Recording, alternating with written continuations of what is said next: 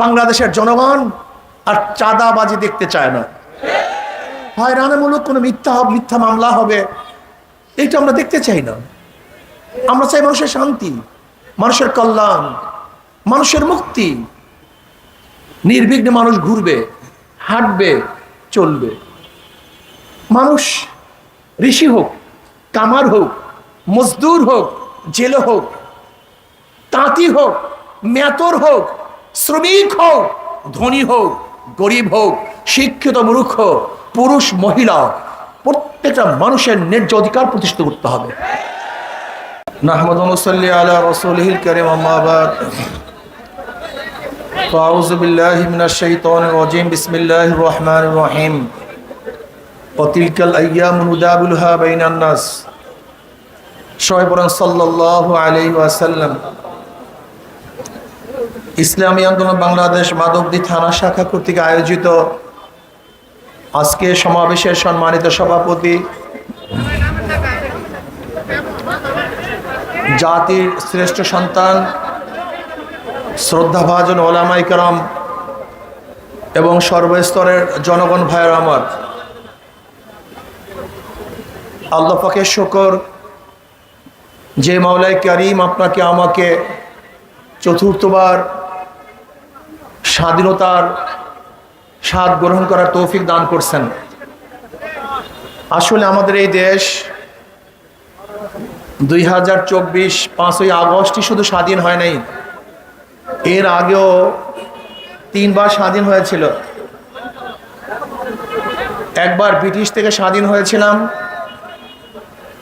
আবার ভারত থেকে পাকিস্তান নামীয় দেশ পাওয়ার মধ্যে স্বাধীন হয়েছিলাম, আবার পাকিস্তান থেকে বাংলাদেশ নামীয় এক স্বাধীন বাংলাদেশ আমরা স্বাধীন হয়েছিলাম। আবার 2024 5ই আগস্ট ছাত্র এবং জনতার গণবিপ্লবের মাধ্যমে ফ্যাসিস্ট স্বৈরাচার খনি এক সরকারের বিরুদ্ধে আন্দোলন করে আমরা স্বাধীন হয়েছি। আপনারা জানেন, ব্রিটিশ বিরোধী আন্দোলনেও প্রথম ভূমিকায় ছিল মুসলমান। প্রত্যেকটা মুসলমানদের ইতিহাস জানতে হবে। যখন 1803 ঈসাই সালে দিল্লির শাসক জাফরের থেকে ব্রিটিশরা দিল্লি দখল করেছিল, তখনই শাহ ওলিউল্লাহ মুহাদ্দিস দেহলভী রহমাতুল্লাহ আলাইহির বড় সাহেবজাদা ঘোষণা দিয়েছিলেন, আজকের থেকে পাক ভারত উপমহাদেশ দারুল হরব, এদের বিরুদ্ধে আন্দোলন করা প্রত্যেকটা মুসলমানদের জন্য ফরজ আইন। সেই 1803 ঈসাই সালে ব্রিটিশদের বিরুদ্ধে আন্দোলনের সূচনা হয়েছিল। আমরা স্বাধীন হয়েছিলাম ব্রিটিশ থেকে। এরপর পাকিস্তান নামীয় এক দেশের জন্য মুসলমান আন্দোলন করেছিল। মুসলমানদের ভূমিকা ছিল। মুসলমানদের আন্দোলনের কারণেই ভারত থেকে ভাগ হয়ে পাকিস্তান নামী একটা দেশ আমরা পেয়েছিলাম। এরপরে আসুন, ভেবেছিলাম পাকিস্তানে শান্তি পাবো, বৈষম্য থাকবে না। পশ্চিমারা আবার যখন পশ্চিমারা যখন পূর্ব পাকিস্তানের বিরুদ্ধে বৈষম্য শুরু করেছে, আমরা আবার আন্দোলন করেছিলাম, সংগ্রাম করেছিলাম। এরপরে আমরা স্বাধীন হয়েছিলাম। আবারও শেখ হাসিনা সরকার যখন জুলুম, অত্যাচার, অবিচার, খুন, গুম, দুর্নীতি, অপহরণ, বিভিন্ন ধরনের জুলুম অত্যাচার জাতির উপরে চাপিয়ে দেওয়া শুরু করেছে, এদেশে মানুষ আবার আন্দোলন করেছে, সংগ্রাম করেছে। সেই 5ই আগস্ট আমরা আবারও স্বাধীন হলাম। কিসের জন্য, কি কারণে মানুষ রক্ত দিয়েছে? 71-এ কেন আন্দোলন করেছে? সেই 71-এর আন্দোলনের ভূমিকায় ছিল সাম্য, মানবিক মর্যাদা, সামাজিক ন্যায় বিচার, সাম্য, সবাই সমান, বাংলাদেশের নাগরিক সবার অধিকার সমান, মানবিক মর্যাদা, আশরাফুল মাখলুকাত এই বনি আদমকে শ্রদ্ধা করতে হবে, সম্মান দিতে হবে, তাদেরকে আদর স্নেহ করতে হবে। মানবিক মর্যাদা দিতে হবে, ন্যায় বিচার প্রতিষ্ঠিত করতে হবে। যখন বৈষম্য শুরু হয়ে গেল, আবারও মানুষ বৈষম্য বিরোধী আন্দোলনে ঝাঁপিয়ে পড়েছে, রক্ত দিয়েছে, জীবন দিয়েছে, যেন এদেশ দুর্নীতিমুক্ত হয়, এদেশ চাঁদা মুক্ত হয়, এদেশ ডাকাতি মুক্ত হয়, এদেশ মিথ্যা মামলা মুক্ত হয়, এদেশের প্রত্যেকটা মানুষ অধিকার ফিরে পায়। কিন্তু আমরা কি দেখলাম? 5ই আগস্টের পরে যেই কারণে মানুষ জীবন দিয়েছে, রক্ত দিয়েছে, সেই জুলুম অত্যাচার আবারও শুরু হয়ে গেছে। সেই অত্যাচার আবারও শুরু।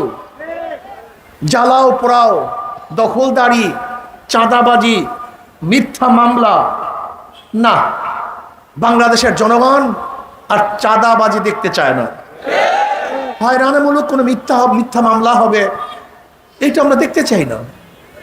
আমরা চাই মানুষের শান্তি, মানুষের কল্যাণ, মানুষের মুক্তি। নির্বিঘ্নে মানুষ ঘুরবে, হাঁটবে, চলবে। মানুষ ঋষি হোক, কামার হোক, মজদুর হোক, জেলে হোক, তাঁতি হোক, মেতর হোক, শ্রমিক হোক, ধনী হোক, গরিব হোক, শিক্ষিত মূর্খ, পুরুষ মহিলা, প্রত্যেকটা মানুষের ন্যায্য অধিকার প্রতিষ্ঠিত করতে হবে। আমরা চাই না মুসির সাথে খারাপ আচরণ, আমরা চাই না ঋষির সাথে খারাপ আচরণ, আমরা চাই না কুলির সাথে খারাপ আচরণ। আশরাফুল মাখলুকাত, সেও মানুষ, রিক্সাওয়ালা, সে হালাল রুজি কামাই করে। একজন রিক্সাওয়ালার ঠেলাওয়ালা ওই সমস্ত চোর এবং ডাকাতদের চেয়ে হাজারো ভালো, যারা এদেশের টাকা পাচার করেছে। এদেশে হাজারো ভালো ওরা, কোটি গুণ ভালো ওরা। যারা ব্যাংক লুটপাট করেছে, এদের চেয়ে হাজার গুণ ভালো আমার দেশের শ্রমিকরা। যারা মানুষের বুকের মধ্যে গুলিবিদ্ধ করেছে, তাদের চেয়ে হাজার গুণ ভালো আমাদের মেতরেরা। যারা মানুষের জুলুম অত্যাচার করেছে, এদেশে হাজার গুণ ভালো আমার শ্রমিকরা। আমরা চাই আশরাফুল মাখলুকাত, প্রত্যেকটা মানুষকে শ্রদ্ধা করতে হবে, সম্মান দেখাতে হবে, তাদের অধিকারকে ফিরিয়ে দিতে হবে। আর আমি বিশ্বাস করি ইসলামী আইন বাস্তবায়নের আগ পর্যন্ত কোনোদিন অধিকার ফিরিয়ে দেওয়া সম্ভব নয়।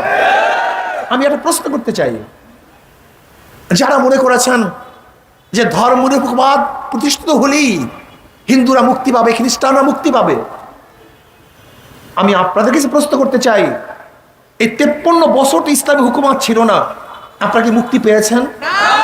আপনারা শান্তি পেয়েছেন? অধিকার ফিরে পেয়েছেন? তাহলে ইসলামকে ভয় করেন কেন? আপনারা কি দেখেছেন 5ই আগস্টের পরে সর্বপ্রথম ধর্মীয় প্রতিষ্ঠানগুলিকে হেফাজত করার জন্য ইসলামী আন্দোলনের লোকজন ঝাঁপিয়ে পড়েছিল। ছাত্র আন্দোলনের লোক, যুব আন্দোলনের লোক, মুজাহিদ কমিটির লোক, যে যেখানে ছিল তারা ঝাঁপিয়ে পড়েছে। এখন প্রশ্ন করতে পারেন, মসজিদ পাহারা দেওয়ার প্রয়োজন হয় না, মন্দির পাহারা দেওয়ার প্রয়োজন হবে কেন? আসলে মসজিদ নিয়ে কেউ রাজনীতি করে না, কিন্তু মন্দির নিয়ে হাজারো মানুষ রাজনীতি করে। মনে রাখতে হবে, মন্দির ভাঙ্গার কারণে মন্দির পাহারা দেয় না, বরং মন্দির ভেঙ্গে এ দেশকে ধ্বংস করার যারা চক্রান্ত করে তাদের বিরুদ্ধে পাহারা দেই।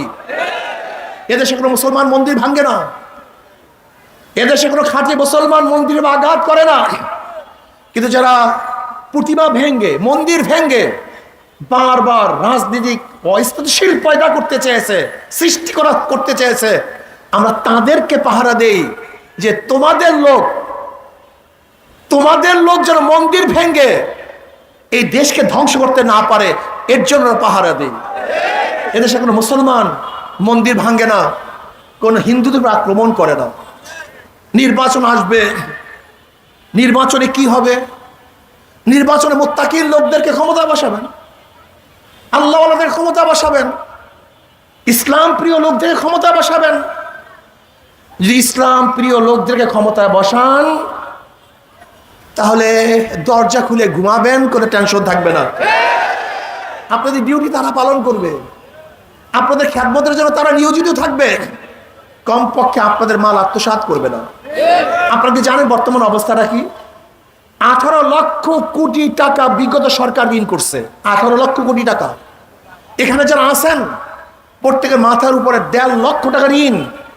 আজকে একটা সন্তান জন্মগ্রহণ করবে, 1.5 লক্ষ টাকা ঋণ নিয়ে তারপর জন্মগ্রহণ করবে। আমাদের বর্তমান বাংলাদেশের গভর্নর বলতেছেন গোটা দুনিয়ার মধ্যে ব্যাংকের এরকম লুটপাট কেউ কোনোদিন দেখে নাই, সব লুটপাট করে ফেলেছে। সরকারি এমন কোন প্রতিষ্ঠান নাই যে প্রতিষ্ঠানকে ধ্বংস করা হয় নাই। আশ্চর্য হয়ে যায়, আজকে সরকার পরিবর্তন হওয়ার সাথে সাথে সর্বোচ্চ বিদ্যাপীঠ ইউনিভার্সিটির ভিসি ভাইস চ্যান্সেলর কেন পরিবর্তন হবে, প্রফেসররা কেন পরিবর্তন হবে? আজকে গণ অভ্যুত্থানের পরে সুপ্রিম কোর্টের পুরা প্যানেল কেন পরিবর্তন হবে? আপনি কি দেখেছেন যেখানে সর্বোচ্চ বিদ্যাপীঠ এবং সর্বোচ্চ বিচারালয়, সেখানেও নিরপেক্ষতা তারা রক্ষা করতে পারে নাই, বজায় রাখতে পারে নাই। আশ্চর্য হয়ে যায় আমরা, এ দেশটা কোথায় চলে গেছে। আসুন আমরা সম্মিলিতভাবে ঐক্যবদ্ধ হয়ে আমরা আগামী সরকার করব ইসলামী সরকার, আগামী রাষ্ট্র করব ইসলামী রাষ্ট্র, যেখানে থাকবে না কোনো ভেদাভেদ, যেখানে মুসলিম, হিন্দু, বৌদ্ধ, খ্রিস্টান, ঋষি, চামার, কুলি, মজদুর ঐক্যবদ্ধ হয়ে প্রত্যেকের ন্যায্য অধিকার প্রতিষ্ঠিত করব। এরকম একটা দেশ আমরা চাই। খাস করে আহলে হক ওলামায়ে কেরামকে বলবো, আহলে দেওবন্দের অনুসরণ করুন। আহলে দেওবন্দ কোন অবস্থাতেই কোন স্বার্থের কারণে, ক্ষমতার কারণে তারা নীতি এবং আসল আদর্শকে বিসর্জন দেয় নাই। আজকে আমাদের মধ্যে আমরা কি দেখতেছি?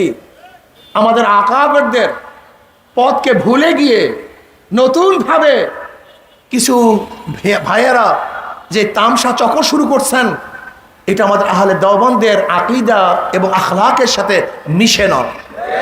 কাজে আসুন আহলে হক আমরা যারা আছি সব ঐক্য হয়ে যায়, এই দেশকে যারা গড়তে চাই তারা সব ঐক্য হয়ে যায় এবং আগামী রাষ্ট্রের ক্ষমতা ইসলামকে নিতে চাই। যদি আগামী রাষ্ট্রের ক্ষমতা ইসলাম যায়, তাহলে আমাদেরকে আর অবৈধ রক্ত দিতে হবে না, অবৈধ পেশানি উঠাতে হবে না, আমাদের অবৈধভাবে জেলে যেতে হবে না, অবৈধভাবে খুন হতে হবে না।